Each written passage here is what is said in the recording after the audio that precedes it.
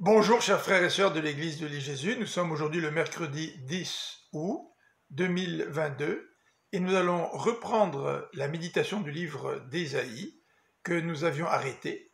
Nous allons méditer aujourd'hui Ésaïe chapitre 49.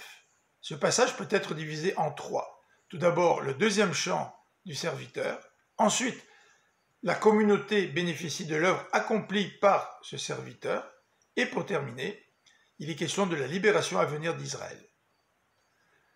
Le deuxième chant du serviteur, versets 1 à 9a. Voici ce qu'Ésaïe nous dit concernant ce serviteur. Dieu l'a appelé dès le sein de sa mère. Il est présenté comme un prophète dont la parole est puissante. Ce nouveau prophète a d'ailleurs été annoncé dans Deutéronome au chapitre 18, verset 18. Il porte le nom d'Israël, tout comme Jésus qui est identifié au véritable Israël. Ce serviteur ramènera Jacob, c'est-à-dire le peuple d'Israël, à lui. Et il sera aussi la lumière des nations, pour que le salut parvienne aux extrémités de la terre, verset 6.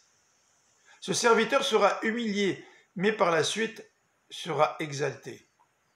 Il sera, verset 8, un nouveau Josué qui partagera le pays. Et cette section termine au verset 9a par une allusion au nouvel Exode. Deuxième section de ce chapitre, les versets 9b à 13. La communauté bénéficiera de l'œuvre accomplie par ce serviteur, puisque ces prisonniers qui vont être délivrés des ténèbres vont pouvoir se nourrir et auront à boire. Ils proviendront de toutes les nations et seront consolés.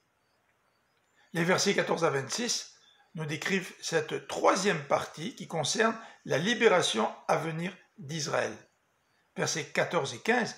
Même si Jérusalem ou Sion pensent que l'Éternel l'a oublié, ce n'est pas le cas, car l'Éternel a gravé son peuple, Sion, dans le creux de ses mains. La surprise de Sion sera grande face à la participation des non-israélites. Le verset 21 présente la question de Sion. Qui a mis tous ces enfants au monde?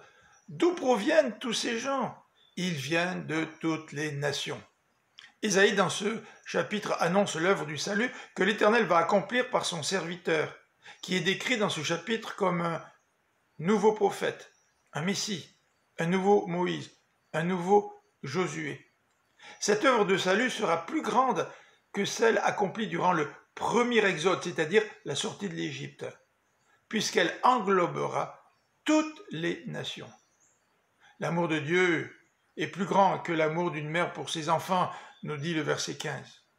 Le Nouveau Testament nous rappelle qu'en Jésus-Christ, ce nouvel exode et ce salut de toutes les nations s'accomplira.